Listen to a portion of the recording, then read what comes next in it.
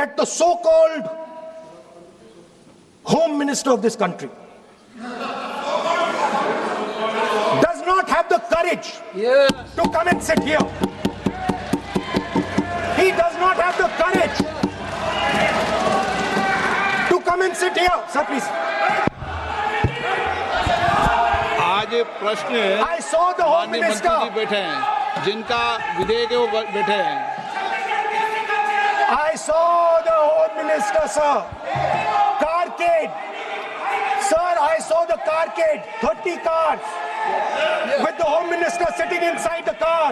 Like that. Looking. Shaking.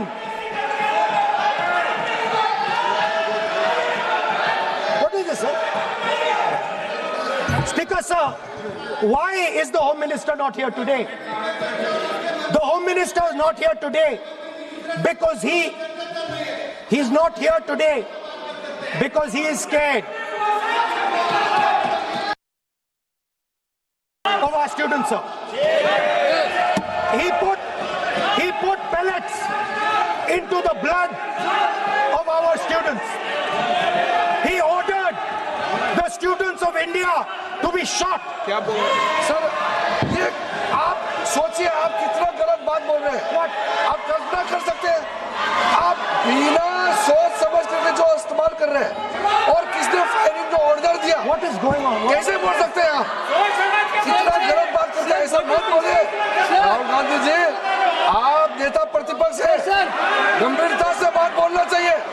आप बिना तर्क करके यहाँ ऐसा बात करते हैं, ये ठीक नहीं है सर। अभी तुरंत आप किस बेसिस पे ये बयान दिया है? किस बेसिस पे आपने ये बयान दिया, बताइए। किसने आपको बताया और किस तर्क के साथ आप ये बयान दिया है? ये बहुत गलत बात बोला है राहुल गांधी जी, बहुत गलत बात बोला। मैं इसका आपत्ति करता हूँ, कार्रवाई से निकालना ही चाहिए, लेकिन राहुल गांधी जी आप माफी मांगिए, ये ठीक बात नहीं है। आप ऐसे नहीं बोल सकते, गलत बात बोला है। कैसे आप गृहमंत्री जी पर इतना बड़ा आरोप कैसे लगा सकते हैं? ठीक नहीं है, बहुत गलत बात बोला है।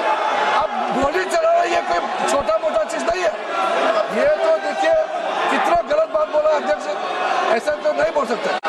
How can he say that somebody ordered firing? You can make statement outside in the house.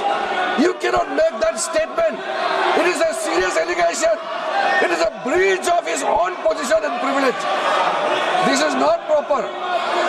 ऐसा नहीं हो सकते, आप कैसे बोल सकते हैं? अब राहुल गांधी के बयान पर जब लोकसभा में हंगामा होने लगा तो समाजवादी पार्टी के अध्यक्ष अखिलेश यादव राहुल गांधी के बचाव में सदन में खड़े हो गए। अखिलेश यादव ने कहा कि अगर नेता प्रतिपक्ष ने गंभीर आरोप लगाए हैं तो ये सरकार की जिम्मेदारी बनती है कि छात्रों पर ऐसा व्यवहार किसने किया, ये जांच करे। इस पर सरकार ने कहा कि राहुल गांधी ने जांच की बात नहीं की, बल्कि सीधे सीधे गृह मंत्री पर आरोप लगाया, इसलिए राहुल गांधी को माफी मांगनी चाहिए। अध्यक्ष महोदय, अगर नेता प्रतिपक्ष ने कोई गंभीर आरोप लगाया सरकार पे, तो ये सरकार की जिम्मेदारी बनती है कि किसके ऑर्डर पे पुलिस ने बच्चों पर, छात्रों पर, युवाओं पर इस तरह का व्यवहार किया है। ये सही बात नहीं अध्यक्ष महोदय, ये अगर गृह मंत्री जी का नहीं है। अखिलेश जी, आप जो बता रहे हो अलग बात है। राहुल जी ने ये नहीं कहा, उन्होंने सीधा नाम लेके कहा, इंक्वायरी का बात नहीं मांगा। राहुल गांधी जी ने इंक्वायरी का बात नहीं किया, उन्होंने सीधा नाम लेकर के फायरिंग ऑर्डर का बात किया। कैसे बात कर सकते हैं आप? ये आप समझते हैं कितना गंभीर आरोप है? आप अगर इंक्वायरी का मांग करता है या वो ठीक है, हम मानते हैं। अखिलेश जी, अरे अखिलेश जी, आप जो कह रहे हैं वो अलग है। राहुल गांधी जी ने जो बात कहा बिल्कुल अलग बोला है। एक ही नहीं, ये गलत बात। आपको राहुल जी, आपको देखिए, ये बहुत सीरियस है, आपको माफी मांगना होगा, या तो आप खेद प्रकट कीजिए, अपना शब्द को वापस लीजिए।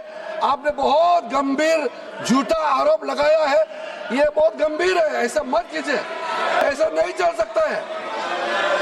बहुत गंभीर मामला है, इसको हम हल्के में नहीं ले सकते। तो क्या हम ऐसे कह दें कि राहुल गांधी जी ने किसी का मर्डर किया, हम बोल सकते हैं क्या बिना मतलब का? कैसे बोल सकते हैं आप? ऐसा नहीं होता है सर। यहाँ जिम्मेदारी का साथ बोलना होता है और तर्क देना होता है। आपने स्टेटमेंट दे दिया है, लेकिन आप बताना पड़ेगा कि किस बेसिस पे आपने स्टेटमेंट दिया।